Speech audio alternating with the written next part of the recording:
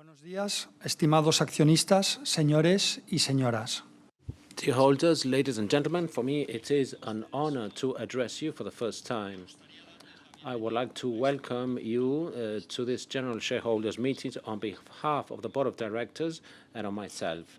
I would like to thank you for your presence and the confidence and trust you have deposited in Indra. I would also like to welcome all the shareholders who are attending remotely and thank those who have been unable to attend and have given their proxy or exercise their voting rights by remote means. For Indra, the participation of its shareholders in the meeting is very important, and it is very gratifying to see the interest shown participating in this event despite the circumstances in which we find ourselves due to the health crisis caused by COVID-19. Due to this health crisis and in accordance with the applicable regulations, this year the possibility of attending the general meeting remotely has also been made available, as detailed in the announcement of the call to meeting.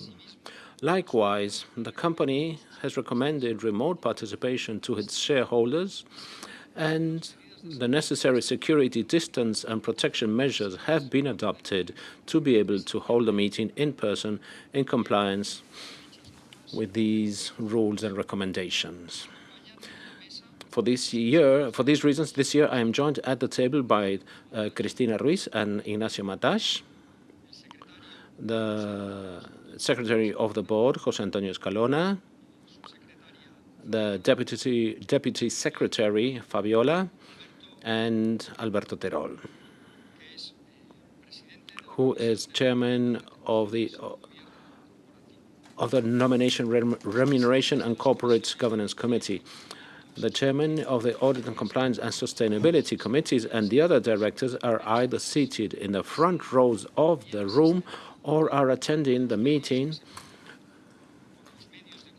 by remote means of communication provided for this purpose.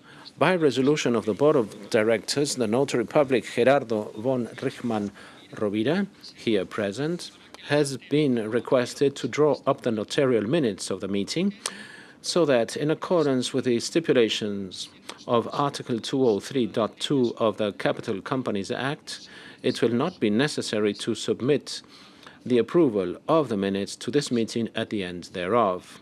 I now give the floor to the Secretary. Thank you very much, Mr. Chairman. In accordance with provisions of Article 10.3a of the Regulation of the General Meetings, I declare the presiding board of this meeting to be constituted with members mentioned by the Chairman. The meeting has been duly convened through the publication of the mandatory notice on the company's website and the website of the CNMV, as well as in the newspaper Cinco Días on May 28, 2021. For the record that in accordance with the provisions of Article 90 of the Capital Companies Act, no request has been received at the registered office of the company for the publication of a supplement, nor have any alternative proposals for resolution been submitted. We haven't received either any requests been received prior to the meeting by shareholders. Also, from the date of the calls to the meeting until today, the company has continuously made available at its corporate website all information stipulated in Article 518 of Capital Companies Act. With regards to the full text of the proposed resolution, the proposed resolutions have been formulated differentiating those matters that are substantially independent, and the notary has been provided the full text thereof. An electronic shareholders forum has also been set up on the company website, to which shareholders and voluntary associations thereof have access to, and has been set up for this purpose at the CNMV. These are the capital data. The capital attending the meeting are as follows. We have 118 shareholders present, holders of 37,043,496 shareholders, which is a quorum of 96% of quorum. By proxy, 401 shareholders. Overall, total numbers, we have 519 shareholders representing 126,238,429 shares, with a quorum of 71 not 46% of the company. Of these shares, 76% are represented by proxy. The most recent cards are being still counted. So before voting, we will have the definitive quorum. Thank you very much, Mr. Secretary. After hearing the provisional attendance and figures provided by the Secretary, I declare the General Meeting provisionally constituted on second call. And this meeting will now commence. I give the floor to the notary. Good morning. I must ask if there are any reservations or objections to the declarations regarding the number of shareholders attending or the capital present. I would like to remind shareholders telematically assisting that there is a link in the computer application to send any reservations or objections they wish to express. There being no reserves or objections, I will now give the floor to the Secretary to explain the procedure to be followed in relation to shareholders' interventions.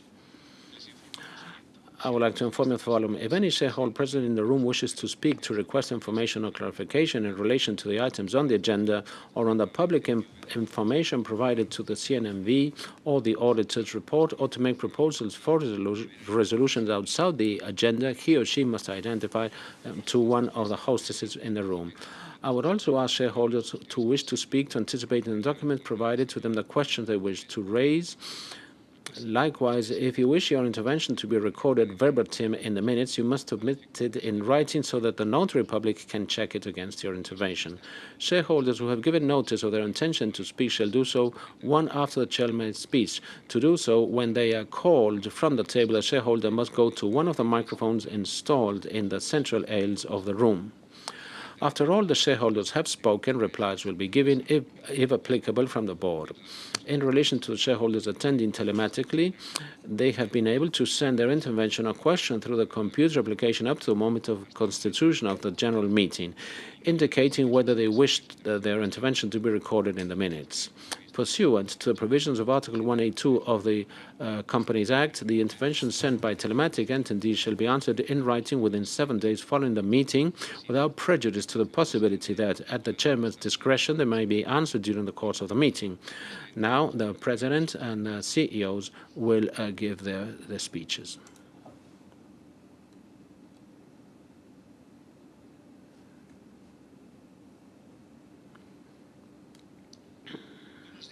Good morning, ladies and gentlemen shareholders. Welcome to this ordinary general meeting of Indra. It is a great pleasure for me to address you for the first time in my capacity as chairman of the board of directors of Indra. This year's general meeting is taking place in unique circumstances due to the pandemic, as was last year's general meeting. So I would like to thank you particularly for your attendance, both those present in the room and those who are following us online. I hope you and your families are well. First of all, it is clear that this year, 2020 financial year, has been heavily impacted by the COVID-19 pandemic, which has had a major impact on Indra's performance, that of our customers and of the economies of the societies we serve. Now that we hope to see the worst effects of the pandemic subside soon, I would like to convey a message of affection and solidarity to all those who have suffered directly or in their family environment from the tragic effects of the disease, including many Indra shareholders, customers, and employees. From the first day of my appointment, I have been able to see the extraordinary professional quality of all those who make up the Indra community, their dedication, the high sense of responsibility, and their continuous work in complex responsibilities. I can also confirm what is no secret to anyone, the great challenges facing the company and the great competitive demands of the environment in which it operates. My objective as chairman is to use my background, knowledge, and experience to contribute to enhancing Indra's strength and to support the executive officers through the leadership of the board and the functions entrusted to me. The chief executive officers will then proceed to the assessment of the main highlights of the year. We will be able to see that the 2020 results have been affected in terms of revenue and profitability by the pandemic, but in spite of everything, we will be able to see that the company was able to react to mitigate the worst effects of the health crisis, successfully maintaining business continuity, acting decisively to minimize the negative impact of the drop in activity, and continuing to strengthen its commercial and strategic positioning. In addition, I would like to highlight Indra's achievements this year in its social, environmental, and corporate governance performance, as shown in the significant improvements in our ratings in the Dow Jones Sustainability Index and FTSE4Good. Our continuous inclusion in the Bloomberg Gender Equality Index 2020 as one of the leading companies in the promotion of equality and diversity, as well as our commitment to the environment and against climate change, with the announcement of emission reduction targets for the coming years and a roadmap for the complete decarbonization of Indra and its supply chain. Our actions towards sustainability and innovation have led us to be recognized with the 2020 National Innovation Award presented recently by His Majesty the King and the Queen of Spain, which I had the honor of collecting on behalf of Indra, together with other essential initiatives for a technology company like ours, such as the Cultural Transformation Program.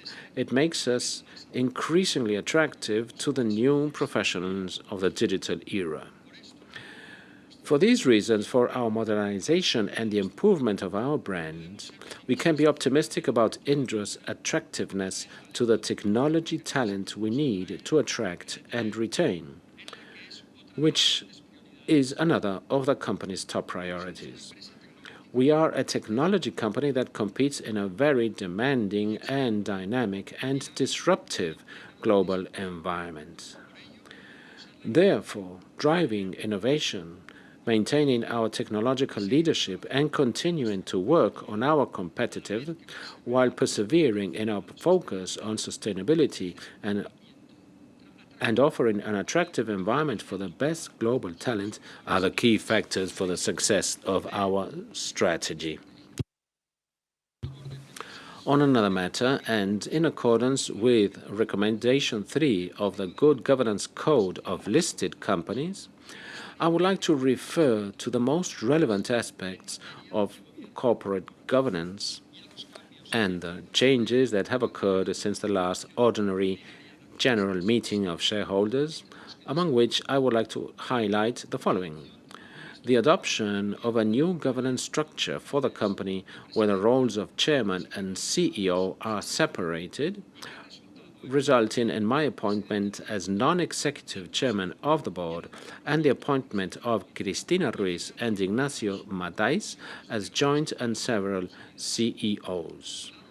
The adoption of the company's internal regulations, adaptation of the company's internal regulations to the amendments of the Good Governance Code for Listed Companies approved by the National Security Markets Commission, CNMV, in June 2020, and to the amendments introduced by Act 5/21 amending the revised text of the Capital Companies Act with regard to the promotion of long-term shareholder involvement in listed companies, some of which are submitted for approval by this General Shareholders Meeting. In addition, the development and systematization of the rules of the internal code of conduct on matters related to securities markets to regulate in greater detail the procedure relating to the treatment, analysis procedure, and decision on the existence of inside information in line with a procedure approved in February 2020 by the CNMV. The incorporation of predetermined and quantifiable objectives linked to sustainability for both the annual variable remuneration and the medium-term variable remuneration of the company executives. The intensification of dialogue with stakeholders and the approval of a general policy regarding the communication of economic, financial, non-financial, and corporate information through the media, the social networks, or other channels. Next, I would also like to inform you about the degree of compliance with Indra's good governance recommendations in 2020. In said year, Indra did not comply with only one of the 64 recommendations of the CBGSC, namely Recommendation 48 regarding the separation of the current Nomination, Remuneration and Corporate Governance Committee into two committees.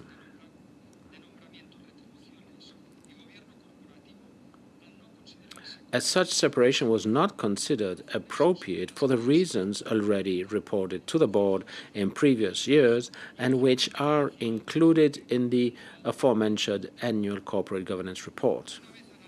Having analyzed the results and the main aspects of the 2020 financial year, I would like to share a few brief reflections on the new phase that has opened up at Indra, on this first occasion that I have the honor to addressing you.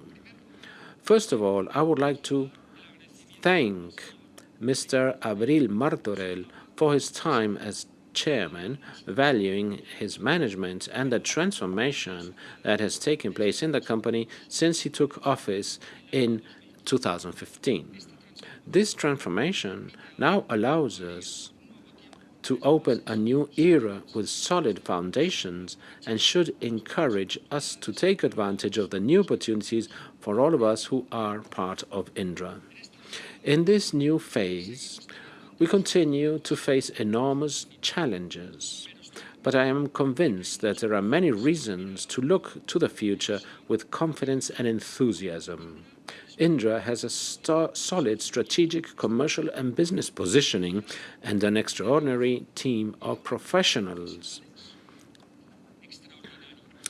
And we want to play a leading role in a highly dynamic and potential global industry that can generate a lot of value for Spain at a time of recovery in which European aid will drive projects and investments in many of our areas of strength and technological expertise.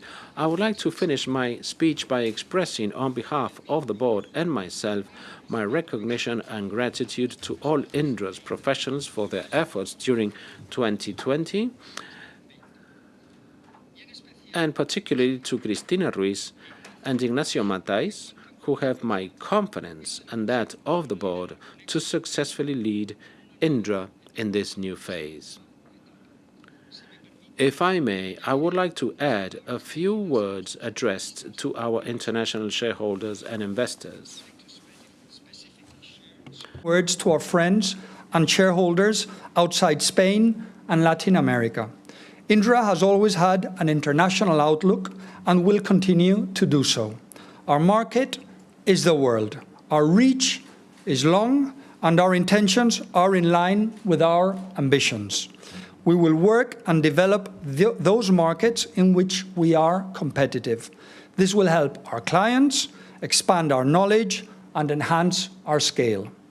Ya por último, permítanme expresarles mi agradecimiento. Finally, let me thank you for the trust you place in us and once again wish you and Indra's professionals around the world good health and well-being.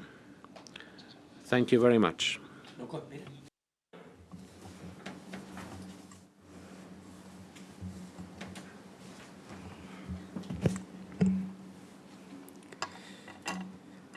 Buenos días, señores y señores accionistas. Es para Good morning, ladies and gentlemen shareholders. It is an honor for me to address you for the first time as CEO of Indra, jointly with Cristina Ruiz and with the main executive responsibility for the Transport and Defense Division. On behalf of Cristina and myself, we join in the present message of affection and solidarity with all those in Indra who have suffered directly or in their family environment from the most tragic effects of the pandemic.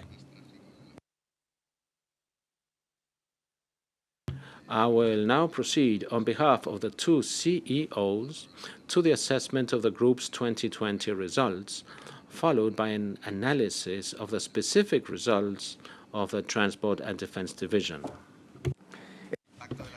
The impact of the crisis on the year's results was mainly manifested in the parallelization and delays in the projects underway, and in the decision-making on the side of our customers in view of the severe macroeconomic deterioration in the countries where we operate and in the impact of the provisions established by the action plan that the company implemented in the middle of the year to face the crisis and, in a partial way, the structural changes affecting the needs of our customers.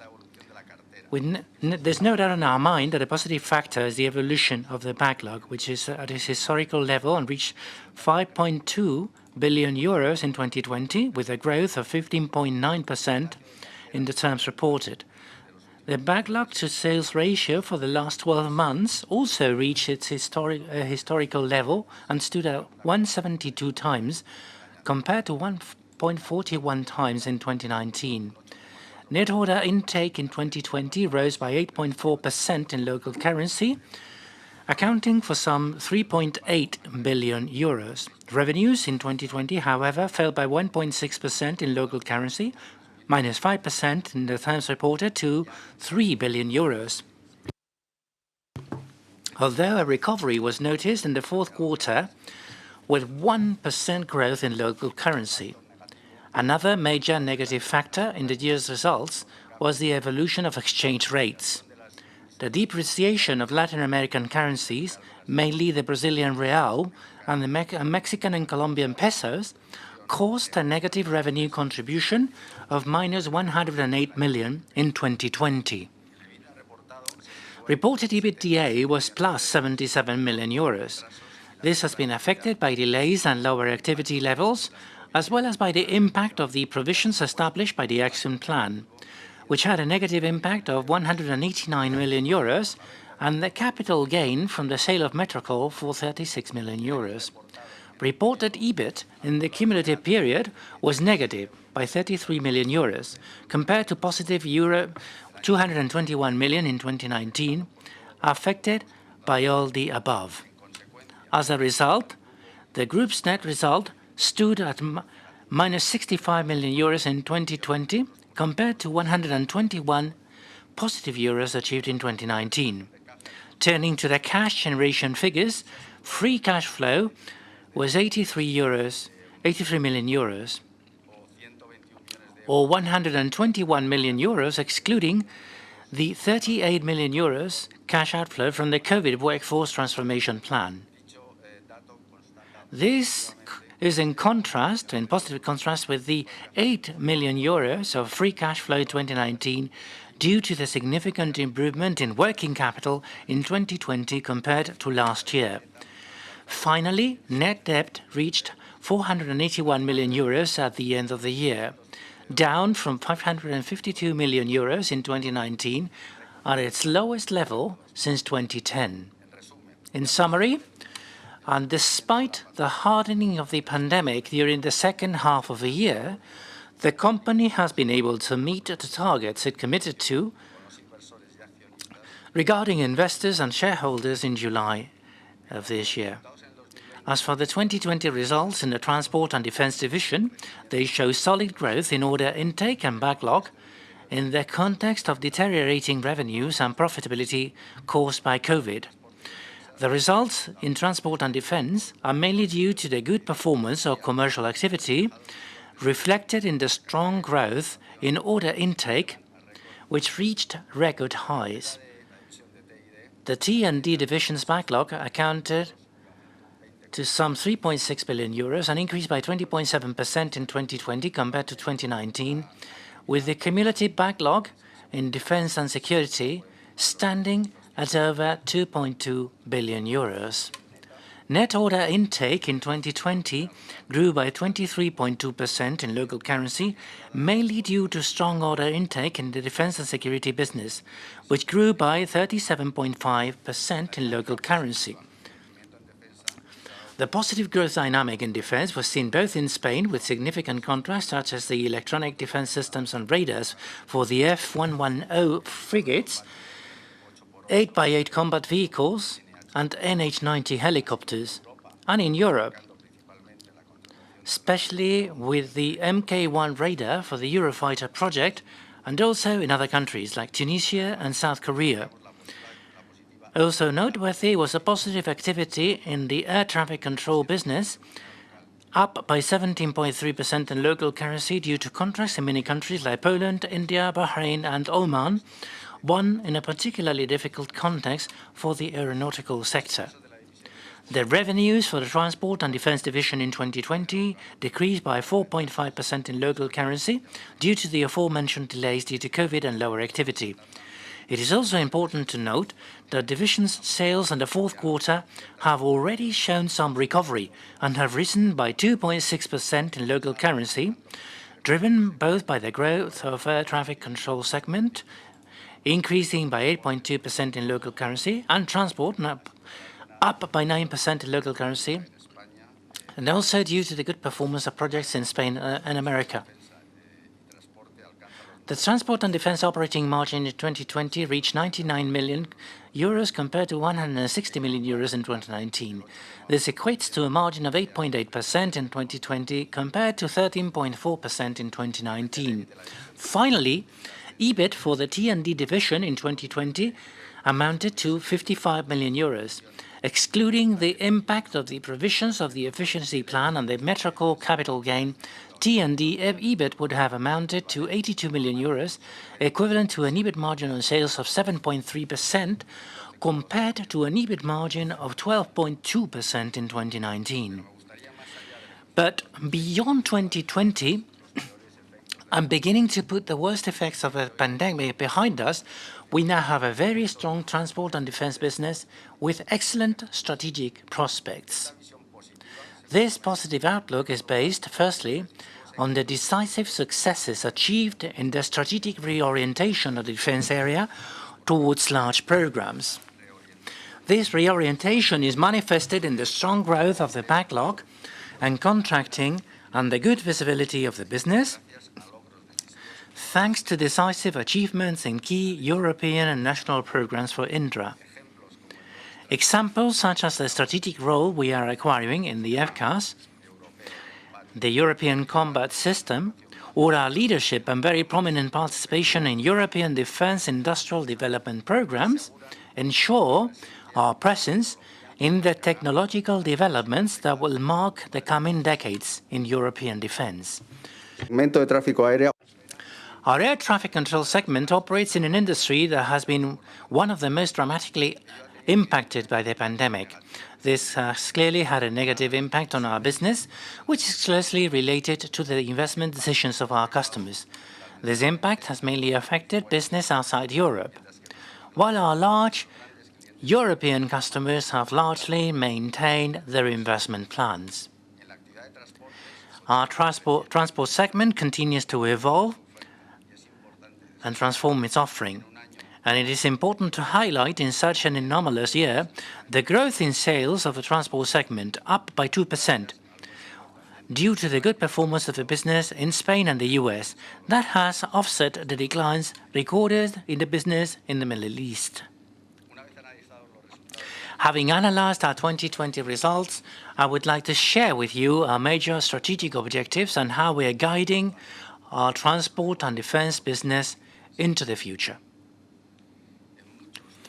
In many of the sectors where we operate, the disruption of the pandemic has caused an intense contraction of activity along the entire value chain, together with the deferral of investments and projects.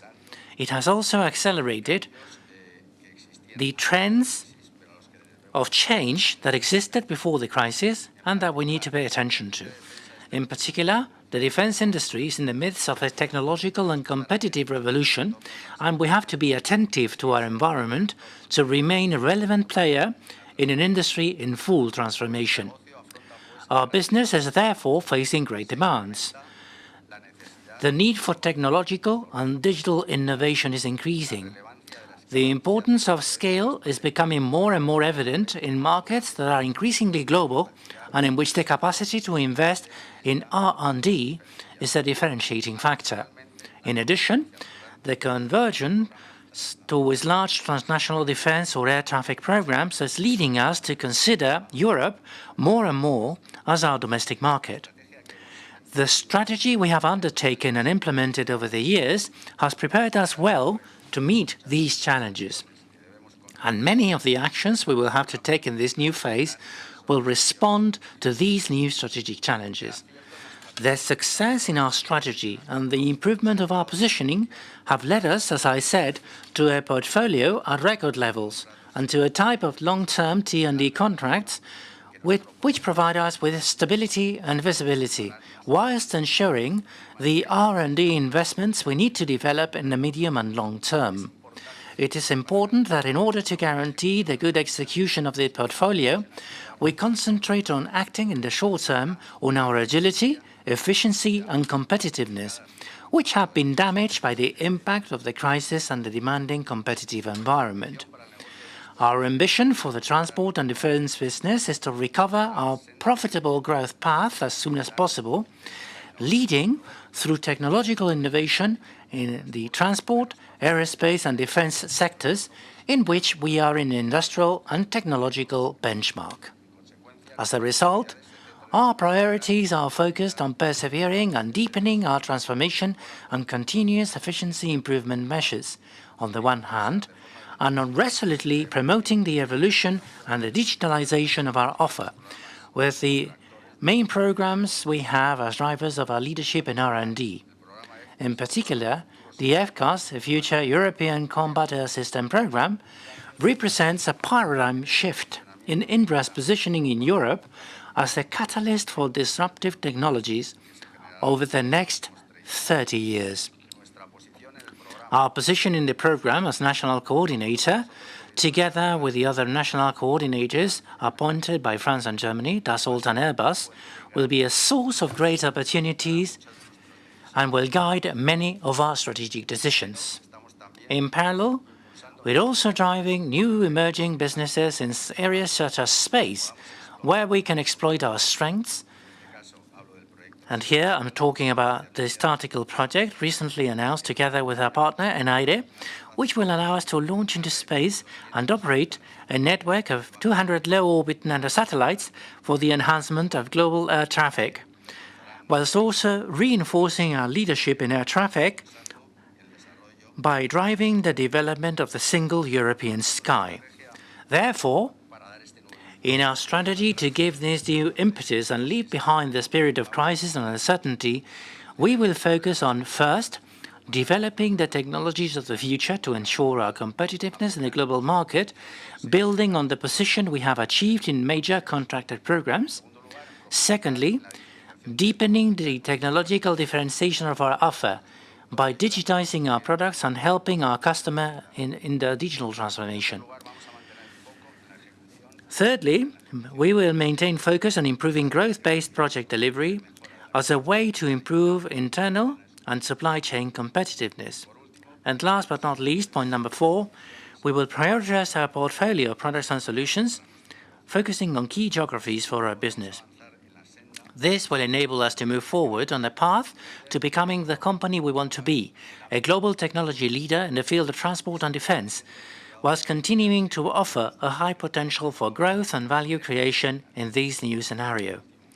Finally, Before handing over to Cristina Ruiz as supportive CEO, let me thank you for your attention and for your renewed confidence in us as we embark on this new phase. Thank you very much.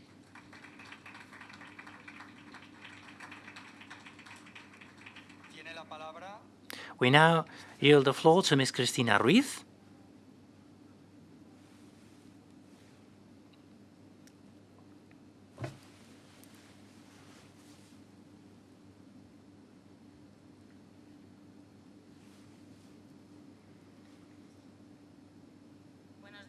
Good morning, ladies and gentlemen shareholders. It is also an honor for me to address you for the first time as CEO of Indra, jointly with Ignacio Mataix, and with the main executive responsibility for Minsait, the Information Technology and Digital Transformation Division. In this financial year of 2020 and on the occasion of this meeting, both Ignacio and I would like to make a special mention to each and every one of our professionals who in very difficult situations and at times of great uncertainty and concern have made it possible to keep continuity of our activity whilst contributing to the maintenance of essential services for society during 2020, undoubtedly one of the most difficult years in our history. Many of the critical and essential activities that have supported the normal functioning of the country have had the work of Indra professionals behind them in sometimes very complicated conditions. Since the beginning of the health crisis, we have mobilized to launch new services to support the healthcare system in several autonomous communities, redefining our BPO lines to support Spanish banks in eco-loan lines, and to develop new digital applications to enable online service for our clients. I believe that together we have contributed to the sustainability of our clients and society at a very difficult time, of which we can be proud. I will now proceed to assess the results of the 2020 financial years in the field of Minsait, logically very marked by COVID. Order intake in 2020 decreased by 1% in local currency, minus 7% in the terms reported, which in the circumstances under which a commercial action has developed due to COVID and a negative global demand shock can be considered a good result compared to that of 2019. The Minsait division's revenues in 2020 were flat in local currency and fell by 4.5% in reported terms due to the strong currency devaluation in Latin America. In line with our strategy to change the business mix, the contribution of digital services was 506 million euros in 2020, 26% of Minsait's sales, representing growth of 11% compared to 2019, driven in part by the inorganic contribution of the Assay company. Turning to Minsait's profitability performance, it should be noted that the operating margin in 2020 stood at 69 million euros compared to 97 million euros in 2019, which is equivalent to a margin of 3.6% in 2020 compared to 4.8% in 2019. This contraction is explained by the loss of operating leveraging as a result of lower sales, increased pricing pressure from our customers, as well as higher personnel costs for a workforce sized at the beginning of the year for a year of sales growth. In the fourth quarter of the financial year, the business profitability started to recover thanks to the impacts of the COVID action plan, significantly improving the operating margin, which reached 7.5% compared to 5.8% in the same period in 2019. Reported EBIT for Minsait in 2020 was minus 88 million euros, which includes all of the negative impacts of COVID and the cost of the efficiency plan measures implemented. Excluding the effects of the efficiency plan, Minsait's EBIT would have amounted to 39 million euros. Concluding with the assessment of the year, despite the negative impact of COVID, we are beginning to see the end of the health crisis. Some of the sectors and countries are showing signs of recovery, and we're already seeing the positive results of the actions taken at the most difficult moments of the crisis. The implications of the COVID crisis for our clients have been and are becoming very tangible. Virtually all sectors of our interest have been affected by the health crisis. We have experienced a drop in profitability in banks and insurance companies, the demand crisis in energy companies, the ruptures in supply chains of certain industries, the unprecedented impact on the tourism sector or airlines, would a delay in the investments of public administrations and government, mostly focused on the management of the health crisis. As the results just reviewed show, our IT business has shown remarkable resilience compared to other sectors hit harder by COVID. Some of these consequences are already beginning to subside, and in our case, unlike other industries, the recovery of the economy itself and the acceleration of technological needs offer us business opportunities for Minsait that we are in a position to take advantage of. Because as I have already said, alongside the crisis and the difficulties, new opportunities are also appearing that are fundamentally digital. Our clients must evolve their customer relationship models by digitizing their sales channels and personalizing their products and services through the exploitation of data and artificial intelligence. They must also evolve their production models by introducing robotization and sensorization in their production lines. They must protect the critical infrastructure and customer data, for which cybersecurity is vital. To meet all these new needs, Minsait has the best digital capabilities and a solid business model that will undoubtedly enable us to continue on our path of growth and improved profitability. Therefore, having analyzed the 2020 results, I would like to share with you my vision of the trends affecting our business and the strategic lines of action for Minsait. Digital capabilities remain a critical factor in our strategy. The new landscape will bring profound structural changes, and customers demand digital solutions with a very high speed of transformation. As a result, digitalization is set to accelerate critically in all sectors, both as a source of efficiency and as a tool for business transformation. Our offer and product strategy responds to and anticipates this trend. Scale continues to be key to maintain innovation capacity and operating leverage in a competitive context of fierce price competition. It is therefore essential to continue to focus on growth. The concentration of value in product and digital development is increasingly accentuated as opposed to legacy integration or service activities, which are growing less and with lower profitability. For these reasons, many of the actions we have undertaken are aimed at continuing the evolution of Minsait's change in mix towards higher value businesses. Finally, there's a growing geographical polarization between the most developed economies, led by the US, and regions with less demand for innovation and less capacity for technological investment. It is very important for us to keep an eye on this evolution and to continue to gradually improve the penetration in the most attractive markets. Therefore, it is essential for us to make progress in 3 areas in order to recover and consolidate Minsait's growth path and improvement of its profitability. One is to accelerate the top-line growth through high-growth offerings and focus on higher-value geographies, prioritizing our commercial efforts in what we call acceleration vectors, such as cybersecurity, phygital or digitalization of the physical world, cloud and data analytics, and means of payment. 2, to continue to evolve our operating model, consolidating and deepening our productivity improvement plans, working on a new delivery and production model that extracts full advantage of the potential for mainstreaming the use of resources and standardization of supply. 3, to continue to identify opportunities for inorganic growth to complement our digital capabilities or to optimize our portfolio of businesses and geographies for continuous improvement of our profitability. In conclusion, in this time of great disruption, we must be proactively very close to our customers to understand their needs and how we must evolve and transform in this new competitive environment. We must also anticipate technological disruption, which requires us to continually update and expand our skill set and offerings, as well as to be attractive to the best digital talent, to whom we must offer the best working environment in which to develop and grow professionally. In short, we must ensure that our professionals provide the best response today that guarantees the future of our clients.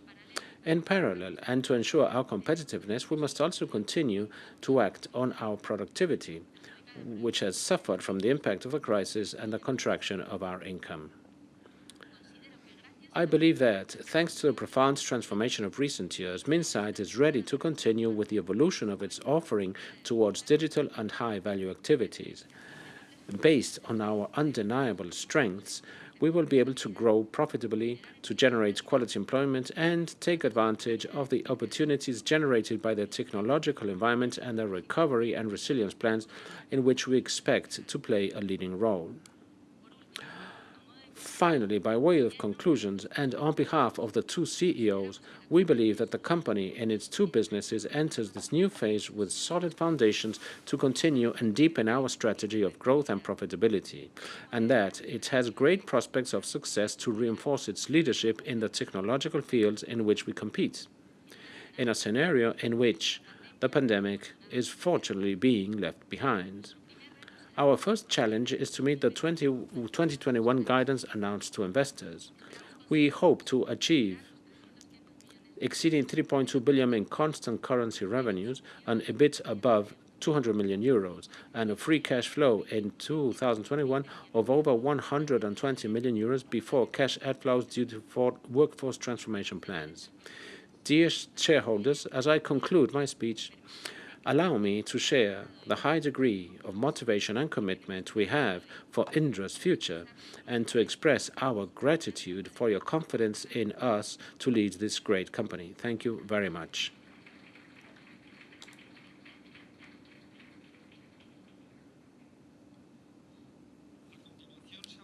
Now we will open the floor. I would like to remind shareholders attending this meeting electronically that they have been able to cast their vote on the proposed resolutions included in the agenda from the moment they have logged in to the application, and that they may do so until the end of the presentation period in this room. Please be reminded that the event that the shareholder or his representative does not indicate the direction of his vote through the computer application, it will be understood in any case that he votes in favor of the proposed resolutions formulated by the Board of Directors in each item of the agenda. I now give the floor to the Secretary to give way to the shareholders' interventions. One intervention has been requested by Emilia Cordevique Velasco on behalf of the shareholder Pedro Manuel Sacia Santos, holder of 5 shares. Good morning.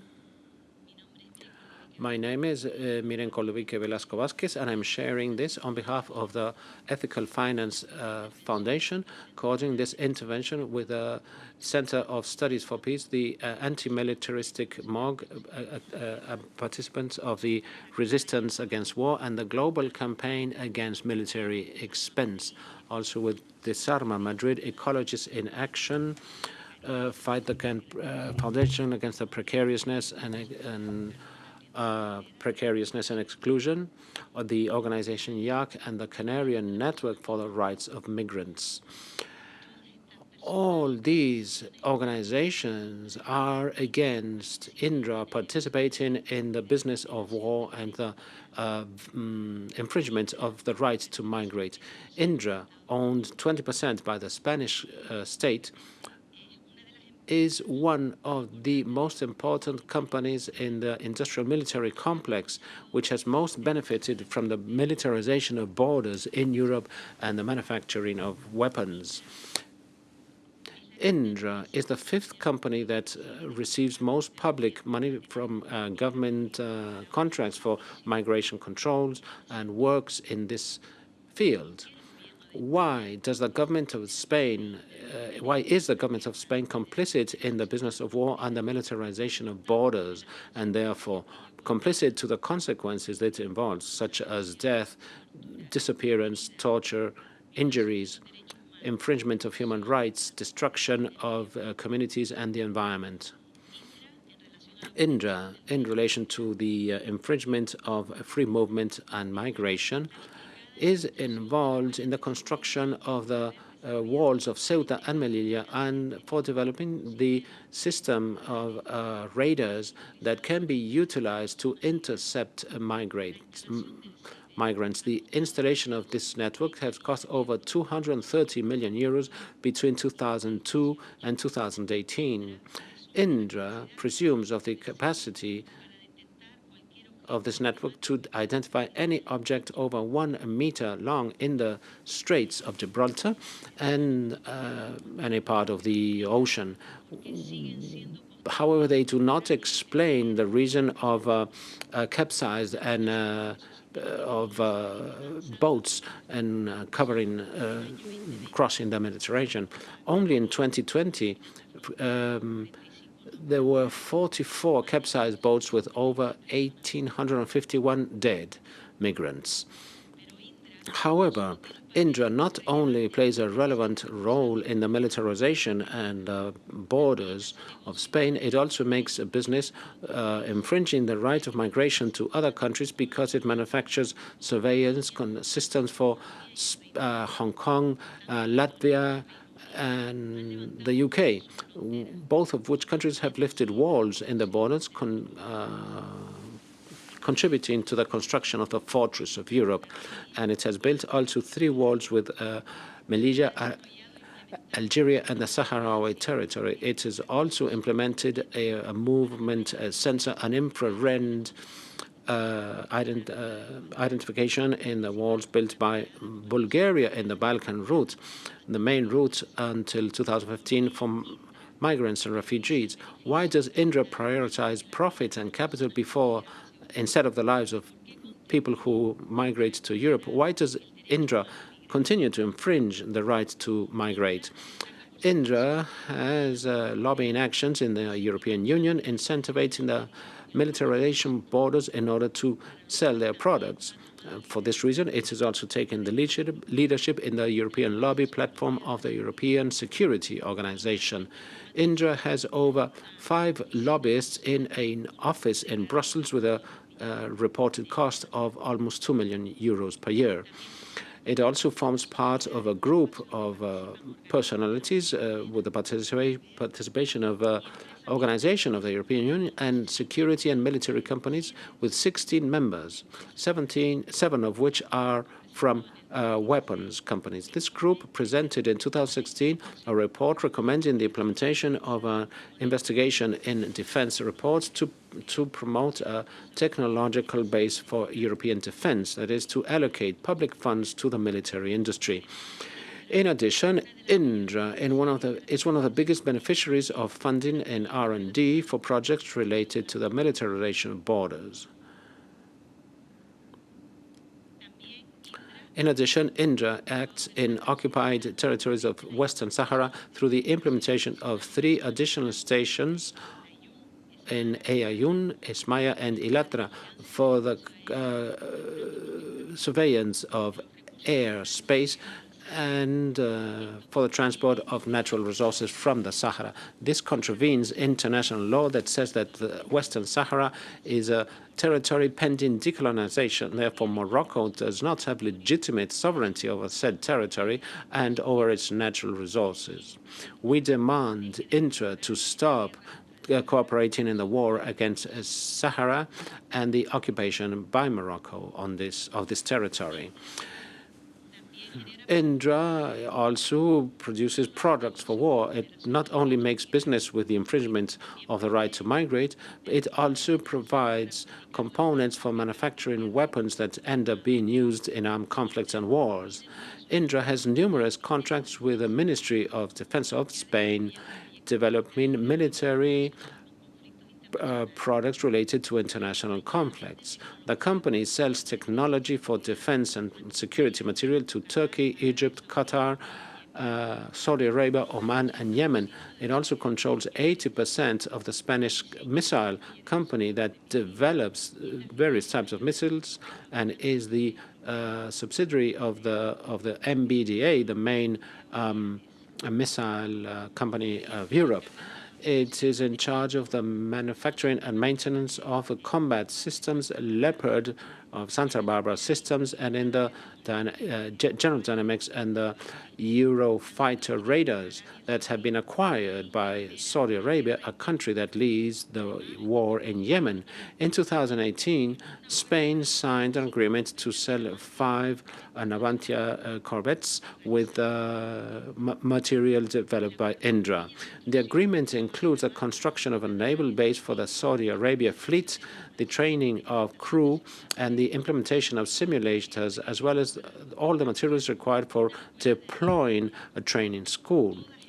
All of these weapons and means could be used in the war in Yemen, and the blockage of Saudi Arabia against Yemen, against this country that in which 8% of the population of Yemen needs humanitarian aid to survive. There are almost 4 million people displaced in the country, and over 7 million people need nutritional help, because every 10 minutes a child is murdered in this war.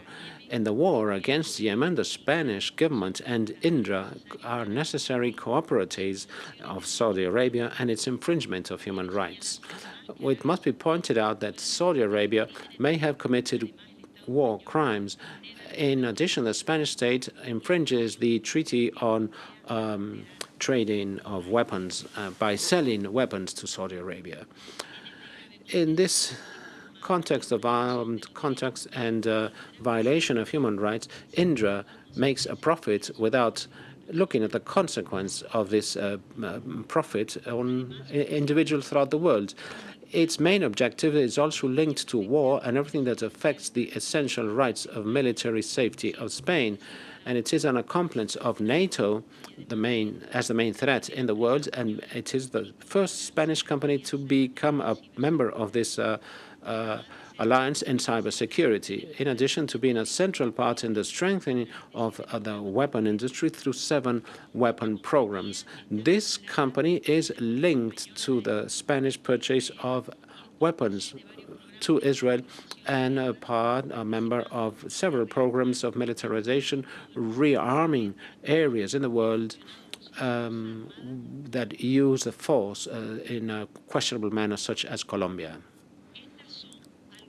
These are some, but not all, the reasons why Indra makes a profit out of war and the violation of human rights. So we ask, how do you explain to the shareholders the violation of human rights by your company throughout the world? In its web, it says we connect people and places, making everything work. Do you really think that you connect people connecting to the militarization of borders? You also say that we create technology to the service of protection to anticipate and face all challenges. Do you really think that the migrants and refugees are a threat? They are a threat. The hundreds of thousands of people affected by the weapons in which Indra participates, are they a danger? When you take decisions, please think about the victims of the policies of Indra. To finalize, we make a call to the shareholders and to the employees, to the Spanish government and to the society in general, to say that you are also responsible for this situation and for the consequences of this company. And therefore, we request you not to be accomplices to the use of weapons and the various devices that produce more insecurity and contribute to infringe the human rights of populations in armed conflicts and those who look to escape from these situations. We request the non-cooperation of this company in the investigation, production, supply of weapons and militarization devices in the borders that destroy life and that infringe human rights. We appeal to the consciousness of workers, inviting them to refuse to contribute to the business of war and the secularization of borders. We demand the paralyzation of the lobbying activities in the European Union and Spain, and instead contribute to the welfare, to protection of the rights of all individuals. With all this, we call on Indra to resign to projects, military projects linked to the violation of human rights. We invite you to have a few seconds of silence for the victims of the militarization of borders and the wars in which Indra takes part.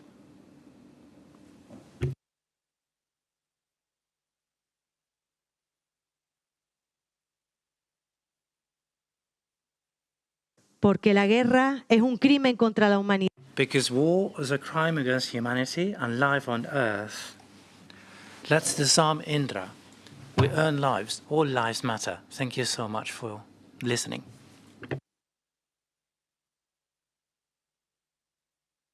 Señor secretario, confirmar que no hay más intervenciones, ¿no? Mr. Secretary, there's no other interventions. Thank you very much for your question. I will answer myself.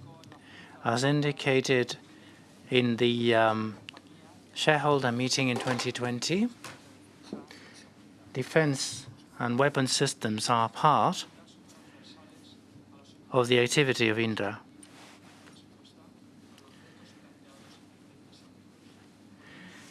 We work in alignment with the development of sustainable goals. Our company is committed to contributing to overcoming the following challenges in terms of our products and services: sustainable mobility, energy transition, sustainable cities, citizen participation, sustainable digital transformation, the protection of people, critical infrastructures, and the environment. On top of that, and in order to achieve more sustainability, Indra promotes responsible business practices in social and environmental terms. Respect for human rights is deeply rooted in the philosophy of Indra through its professionals, regardless of the country or region where they may develop their duties. The board approved in November of 2020, after a favorable report was issued by the Commission on Sustainability, a new policy on human rights to identify and promote throughout its entire value chain positive impacts whilst minimizing negative impacts on people. Indra's policies on human rights is based on the guidelines provided by the UN, PPRR, and is also aligned with the main covenants on human rights at an international level. This policy reinforces Indra's commitment towards an ethically sustainable conduct, which is also part of the code of conduct of the company, which is mandatory for all people working at this company. We have additional corporate policies in place to uphold the fundamental rights of people. The Code of Ethics and the Code of Conduct include specific and explicit statements on the import and export of defense materials and on dual-use goods. So all import and export of these materials are subject to the corresponding authorization in strict compliance of the law. All professionals and anyone who wishes to collaborate with Indra is subject to complying with our internal regulations and with the sanctions systems implemented by governments in this subject.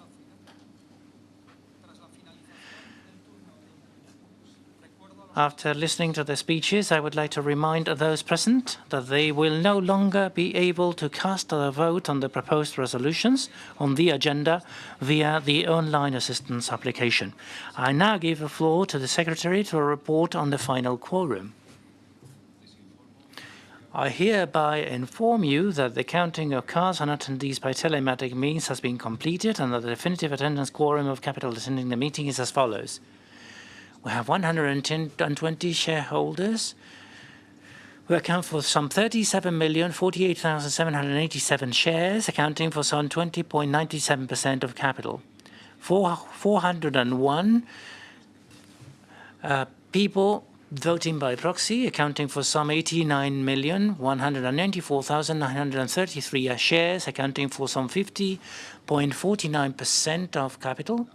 That's 521 shareholders, accounting for 126,243,720 shares, which accounts to some 71.46% of the capital.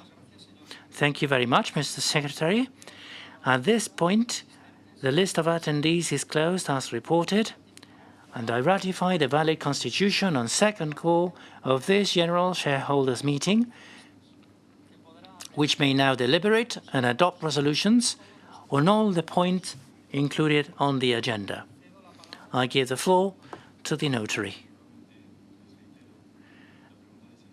Again, my questions about any reservations or objections to the declarations regarding the number of shareholders attending or the capital present. I would remind shareholders who attend telematically that there is a link in the application for this purpose to send any reservations or objections they wish to express to this notary. In the event that there's no reservations or objections, I give the floor to the Secretary to report on the voting procedure.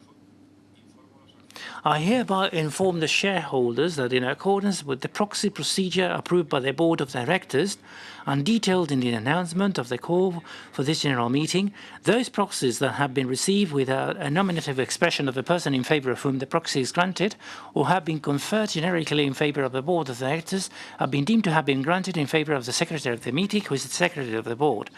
Likewise, in accordance with the provisions of the Articles of Associations and expressly stated in the notice of call, at this general meeting, the company has provided the necessary means for shareholders to exercise their voting rights or grant proxies by remote means of communication, which have been duly counted for the purposes of the aforementioned quorum of attendance.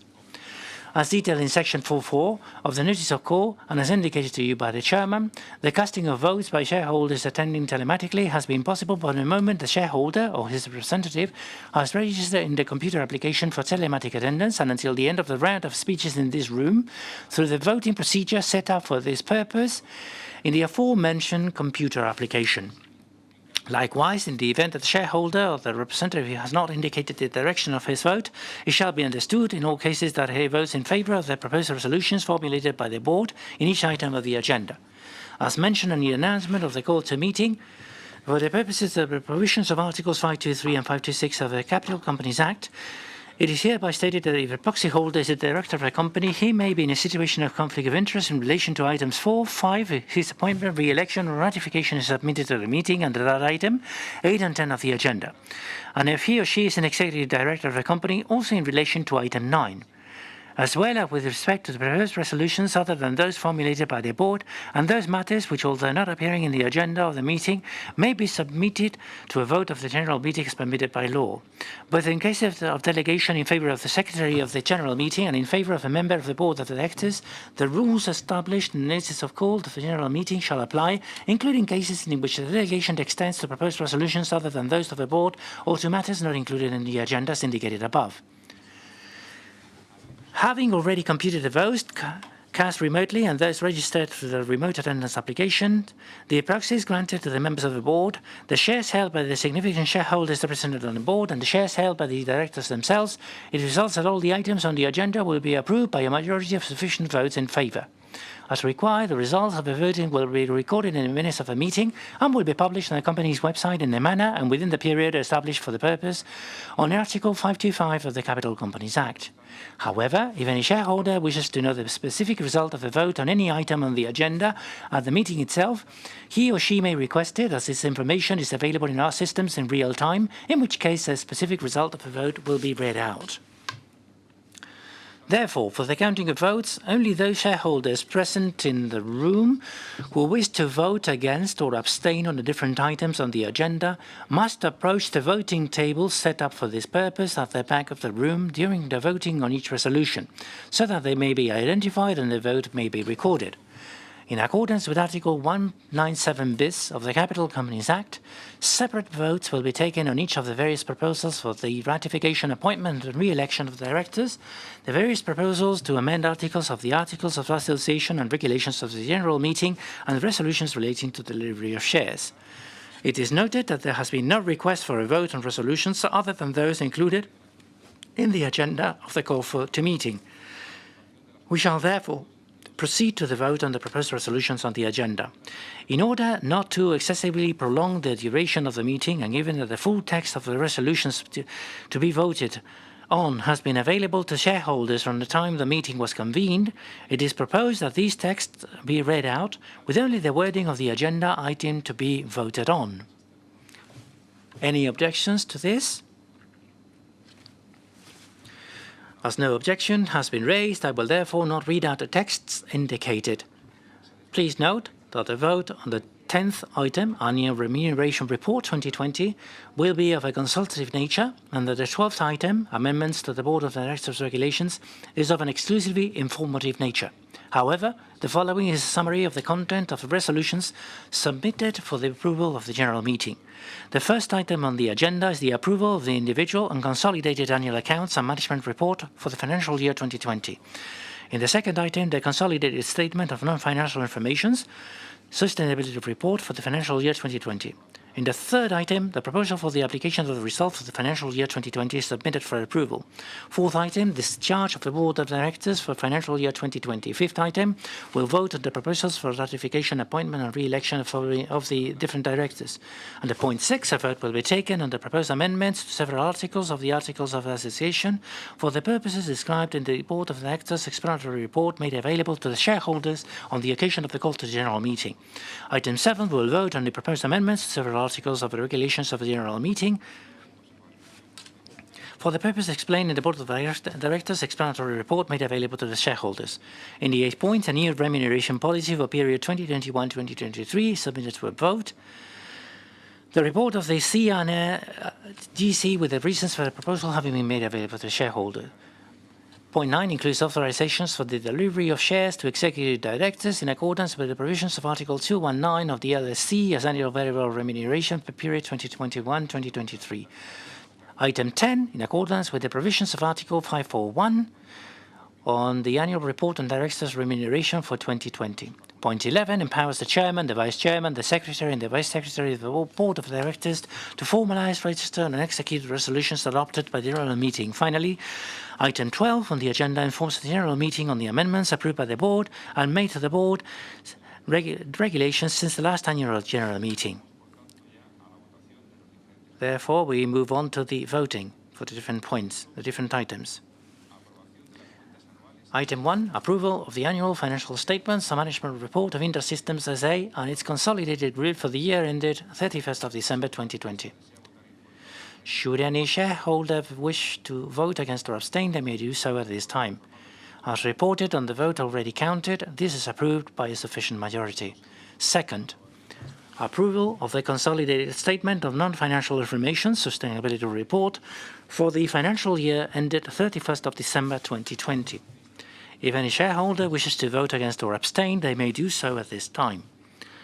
As reported on the vote already counted, it is approved by a sufficient majority. Point 3, approval of a proposal for the application of the result for the financial year 2020. Again, if any shareholder wishes to vote against or abstain, they may do so at this time. As reported on the vote already counted, this is approved by a sufficient majority. 4, approval of the management of the Board of Directors during the financial year ended 31st December 2020. If any shareholder wishes to vote against or abstain, they may do so at this time. As reported on the vote already counted, it is approved by a sufficient majority. Point 5, ratification, appointment and re-election of directors. Pursuant to the provisions of Article 197B of the LSC, the proposals included in this item on the agenda are voted on individually and separately. In accordance with the proposals or reports of the Nomination, Remuneration and Corporate Governance Committee and the Board of Directors, 5.1. Ratify the appointment of Mark Thomas Murtra-Millar. If any shareholder wishes to vote against or abstain, they may do so at this time. As reported on the vote already counted, it is approved by a sufficient majority. Point 5.2. Ratification of the appointment of Ms. Ana María de Pro Gonzalo.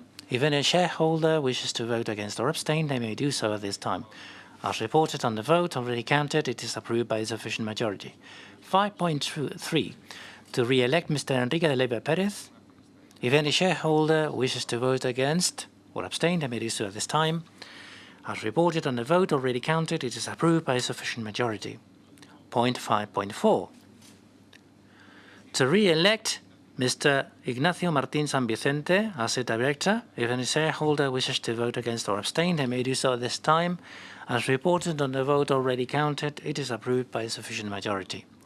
5.5. Re-elect Mr. Ignacio Matés Entero. If any shareholder wishes to vote against or abstain, they may do so at this time. As reported on the vote already counted, it is approved by a sufficient majority. 5.6. To re-elect Ms. Cristina Ruiz Ortega. If any shareholder wishes to vote against or abstain, they may do so at this time. As reported on the vote already counted, it is approved by a sufficient majority. Point 6. Approval of amendments to the Articles of Association. Pursuant to the provisions of Article 197B of the LSC, the proposals included in this item on the agenda are subject to individual and separate voting on each of them. 6.1. Approval of the amendment of Article 3 to adapt it to the wording of Article 285.2 of the Capital Companies Act. If any shareholder wishes to vote against or abstain, they may do so at this time. As reported on the vote already counted, it is approved by a sufficient majority. 6.2. Approval of the amendment of Articles 14, 17 and 20 and the creation of a new Article 14b, all of which relate to the general meeting of shareholders. Should any shareholder wish to vote against or abstain, they may do so at this time. As reported on the vote already counted, it is approved by a sufficient majority. 6.3. Approval of amendment of Articles 22, 24 and 27 concerning the board. Should any shareholder wish to vote against or abstain, they may do so at this time. As reported on the vote already counted, it is approved by a sufficient majority. 6.4. Approval of the amendment of Article 3.1b relating to the Appointments, Remuneration, Corporate Governance Committee. If any shareholder wishes to vote against or abstain, they may do so at this time. As reported on the vote already counted, it is approved by a sufficient majority. Point 7. Approval of amendments to the regulations of the general meeting of shareholders. The following proposals will be subject to separate votes. 7.1.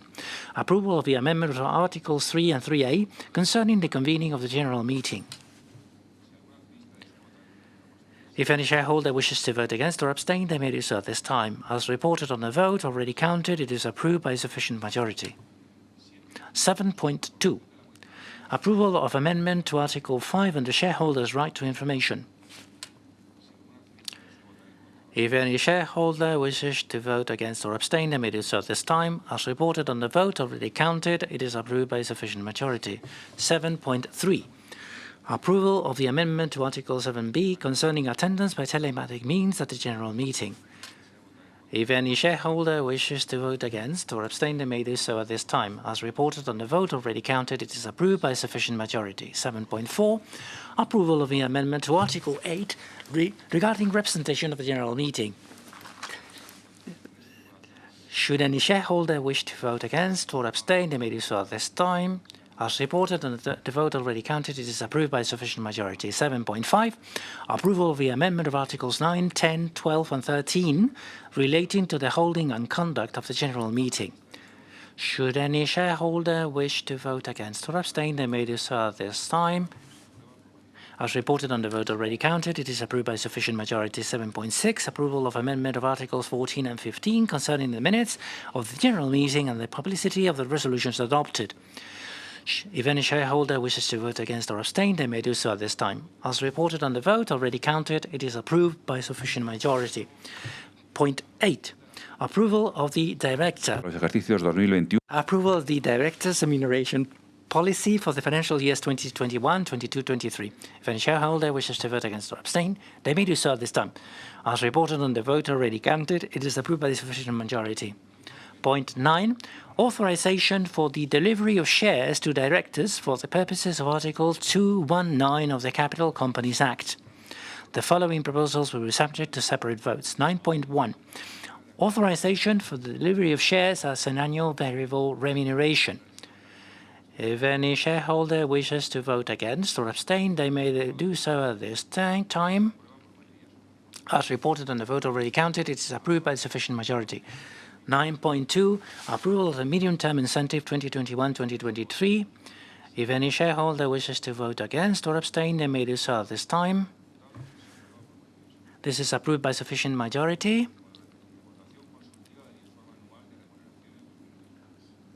Tenth, consultative vote on the annual remuneration report 2020. If any shareholder wishes to vote against or abstain, they may do so this time, as reported on the vote already counted. It is approved by a sufficient majority.